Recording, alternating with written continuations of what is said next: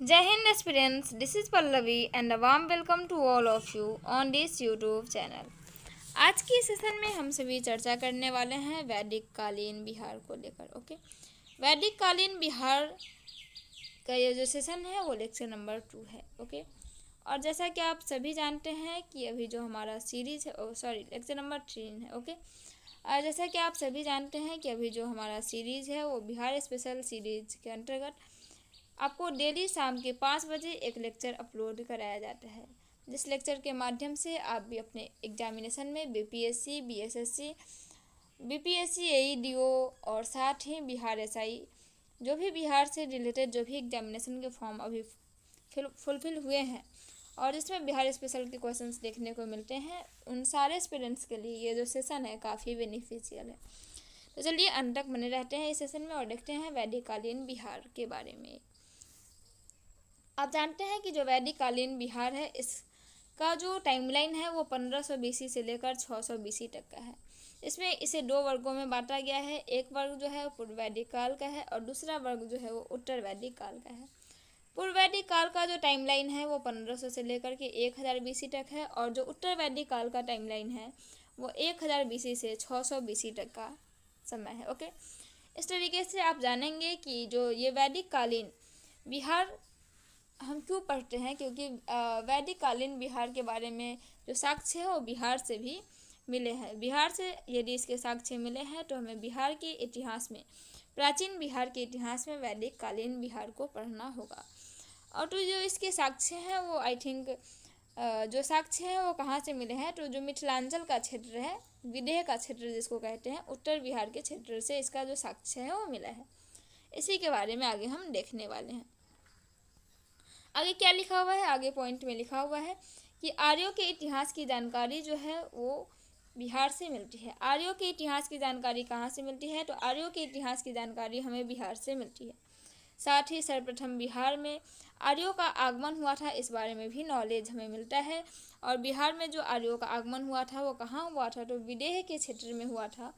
विदेह के क्षेत्र के अंतर्गत ही मिथिला और उत्तर बिहार का क्षेत्र आता है। मतलब जो आर्यों का आगमन है वो सर्वप्रथम बिहार के विदेह में अर्थात मिथिला और उत्तर बिहार के क्षेत्रों में देखने को मिला था। इस तरीके से आप इसको याद रख सकते हैं। आपसे क्वेश्चन है कि उत्तर वैदिक काल के टाइमलाइन क्या है। उत्तर वैदिक काल के टाइमलाइन क्या है, 1000 BC से लेकर के 600 BC तक। कब से कब तक, 1000 BC से लेकर 600 BC तक जो है वो उत्तर वैदिक कालीन बिहार के टाइमलाइन है। साथ ही जो पूर्व वैदिक कालीन बिहार की टाइमलाइन है वो है 1500 BC से लेकर 1000 BC तक। आप इसको बार बार रिकॉल करेंगे तभी ये आपके जहन में रहेगा और आप इसको याद कर पाएंगे। ओके, चलिए आर्यों के इतिहास की जानकारी कहाँ से मिलती है, बिहार से मिलती है। बिहार में कहाँ से मिलती है, तो विदेह के क्षेत्र से मिलती है। विदेह का क्षेत्र कहाँ पड़ता है, तो यह मिथिला के क्षेत्र में और उत्तर बिहार के क्षेत्र में मिलता है। साथ ही एक मोस्ट इम्पॉर्टेंट नॉलेज जो कि काफ़ी PYQ में देखने को मिलते हैं, बिहार के विषय में जो पहली जानकारी होगी, ये काफ़ी इंपॉर्टेंट, आप इसको हाईलाइट कर लेंगे। बिहार के विषय में जो पहली जानकारी है वो शतपथ ब्राह्मण से मिलती है। शतपथ ब्राह्मण क्या है, तो यजुर्वेद का एक ब्राह्मण ग्रंथ है। क्या है, यजुर्वेद का। ओके, यजुर्वेद का एक ब्राह्मण ग्रंथ है। ओके, यजुर्वेद का ब्राह्मण ग्रंथ है। ओके, यजुर्वेद का क्या है, ब्राह्मण ग्रंथ है। कौन, यजुर्वेद का जो ब्राह्मण ग्रंथ है उसी को हम लोग बोलते हैं क्या, Shatapatha Brahmana. Okay, I think आपको ये चीज़ें समझ में आई होंगी। नेक्स्ट है कि ऋग्वेद में मगध को कीकट कहा जाता था। क्या कहा जाता था, कीकट। और कीकट का अर्थ क्या होता है, निम्न जाति के लोग। कीकट का अर्थ क्या होता है, निम्न जाति के लोग कहा जाता था। कब, किसमें कहा जाता, ऋग्वेद में। कब कहा जाता था, किसे कहा जाता था, मगध के लोगों को। ऋग्वेद में मगध को कीकट कहते हैं। कीकट का मतलब होता है निम्न जाति के लोग। ओके, आई थिंक आपको ये समझ में आया होगा। ऋग्वेद में मगध को कीकट क्या कहा जाता था, कीकट, जिसका अर्थ क्या होता है, निम्न जाति के लोग। क्या होता है, निम्न जाति के लोग। बिहार के विषय में जो जानकारी है वो अर्थववेद में भी देखने को मिलती है। अर्थववेद में क्या जानकारी देखने को मिलती है, तो अर्थववेद में जो जानकारी है वह यह देखने को मिलती है कि गंगा के उत्तरी तथा दक्षिणी मैदान का वर्णन है। किसमें, अर्थववेद में किसका वर्णन है, तो गंगा के उत्तरी तथा दक्षिणी मैदान का वर्णन है। ओके, जो अर्थववेद है, अर्थववेद में गंगा के उत्तरी और दक्षिणी मैदान का वर्णन है, आप इसको याद रखेंगे। साथ ही रामायण में विदेह के जो राजा है जनक, ओके, विदेह के जो राजा हैं जनक, उनकी जानकारी भी बिहार से ही मिलती है। साथ ही आप यह याद रखेंगे वैदिक कालीन बिहार को पढ़ने के क्रम में कि वैदिक काल में आर्यों के इतिहास जो है वो कहाँ से प्राप्त हुआ है, बिहार से प्राप्त हुआ है। आर्यों ने बिहार को अपना निवास स्थल बनाया था। आर्यों ने बिहार को क्या बनाया था, अपना निवास स्थल बनाया था। आर्यों ने बिहार को अपना क्या बनाया था, निवास स्थल बनाया था। आर्यों का आगमन सबसे पहले कहाँ हुआ था, बिहार के विदेह में हुआ था। आर्यों का आगमन सबसे पहले कहाँ हुआ था, तो बिहार के विदेह में हुआ था। कहाँ हुआ था, बिहार के विदेह में हुआ था। आई थिंक आपको ये समझ में आ रहा होगा। आर्यों का आगमन सबसे पहले बिहार के विदेह में हुआ था। वैदिक काल के दौरान उत्तर बिहार, ओके, वैदिक काल के दौरान उत्तर बिहार का एक समृद्ध भाग था। वैदिक काल के दौरान उत्तर बिहार एक समृद्ध भाग था जिसका जो प्रशासन, ओके, जिसका जो प्रशासन हिमालय की तराई तक विकसित है। इसका प्रशासन कहाँ तक विकसित था, इसका जो प्रशासन है वो हिमालय के तराई तक विकसित था। एक छोटा सा जानकारी मैं आपको दे देती हूँ और साथ ही इस सेशन को यहाँ एंड करती हूँ। फिर नेक्स्ट सेशन में हम महाजनपद काल के बारे में जानेंगे।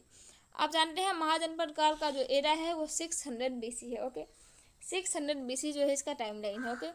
महाजनपद काल का जो टाइमलाइन है वो क्या है, महाजनपद पीरियड का जो टाइमलाइन है वो 600 BC है, ओके। आई थिंक आपको BC और AD में अंतर समझ में आता होगा, ओके। BC का मतलब होता है बिफोर क्राइस्ट, AD का मतलब होता है एनो डोमिनी, ईसा पूर्व और ईस्वी, ओके। इस तरीके से इसके बारे में हम अगले सेशन में चर्चा करेंगे। 16 महाजनपदों का उदय हुआ था। इन 16 महाजनपद में जो 3 महाजनपद थे वो बिहार में ही थे।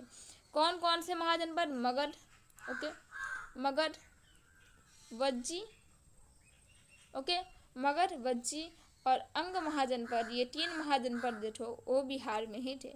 आप इसको भी याद रखेंगे। इस तरीके से आप यह देखेंगे कि जो जानकारी है इसकी कहाँ से मिलती है, तो बौद्ध ग्रंथ का एक अंगुतर निकाय है। बौद्ध ग्रंथ के अंगुतर निकाय से महाजनपद की जानकारी मिलती है। आप इसको याद रखेंगे, ये इम्पोर्टेंट है, ओके, ये इम्पोर्टेंट है, ओके। महाजनपद की जानकारी कहाँ से मिलती है, बौद्ध ग्रंथ के अंगुतर निकाय से मिलती है। साथ ही जो भगवती पुत्र है, ओके, जो भगवती सूत्र है इससे जैन ग्रंथ की जानकारी मिलती है। भगवती सूत्र से किसकी, तो भगवती सूत्र से जैन ग्रंथ की जानकारी मिलती है। बौद्ध ग्रंथ की जानकारी अंगुतर निकाय से, भगवती सूत्र जैन ग्रंथ, ओके, जैन ग्रंथ से भगवती सूत्र से महाजनपद काल का जानकारी मिलता है जिसका टाइमलाइन 600 BC है, ओके। इसके बारे में डिटेल से हम आने वाले सेशन में चर्चा करेंगे। आप इसको भी थोड़ा सा समझ लेंगे कि मान लेते हैं कि जो हमारा मैप है वो बिहार का मैप, भारत का मैप है, ओके। ये जो हमारा मैप है वो भारत का मैप है, मान लेते हैं इस तरीके से। इसमें आप यह देखने का प्रयास करेंगे कि जो इधर 2 महाजनपद है वो अफगानिस्तान एंड पाकिस्तान के हिस्से में है, ओके। और 3 जो महाजनपद है ये बिहार के हिस्से में है। किसमें, बिहार के हिस्से में 3 महाजनपद है, ये आपको देखने को मिलेगा। और एक ही महाजनपद जो है वो कहाँ है, तो दक्षिण भारत के कॉर्नर में है। दक्षिण भारत में एक ही महाजनपद है, बाकी के सारे जो महाजनपद है एक दक्षिण भारत में आपको देखने को मिलेंगे, 2 आपको इंडिया से बाहर मतलब कि अफगानिस्तान और पाकिस्तान के क्षेत्र में देखने को मिलेगा। और बाकी के जो 13 महाजनपद है वो आपको उत्तरी भारत में ही देखने को मिलेगा। इसमें से एक दिल्ली में मिलेगा, आई थिंक कुरु, यूपी में काफ़ी सारे मिलते हैं। इस तरीके से क्या है राजस्थान में, इस तरीके से क्या है कि इस तरीके से आप जो 13 महाजनपद देखेंगे वो 13 महाजनपद जो है वो कहाँ देखने को मिलेगा, तो 13 महाजनपद जो है वो उत्तरी भारत में ही देखने को मिलेगा। एकमात्र महाजनपद जो है वो दक्षिणी भारत में, और 2 महाजनपद जो है वो कहाँ, तो अफगानिस्तान और पाकिस्तान के भाग में आपको देखने को मिलेंगे। आई थिंक आपको ये जानकारी पसंद आई होगी। यदि आपको ये जानकारी पसंद आए तो आप इस सेशन को अपने दोस्तों के साथ शेयर करें, उनका भी हेल्प करें जो इस हेल्प को चाहते हैं, ओके। इस तरीके से आज के सेशन को हम यही समाप्त करते हैं, फिर मिलते हैं अगले सेशन में। तब तक के लिए आप सभी अपना ध्यान रखें। हमारे साथ अंत तक बने रहने के लिए आप सबों का बहुत बहुत धन्यवाद। Thank you so much for watching this video till and. जय हिंद, जय भारत।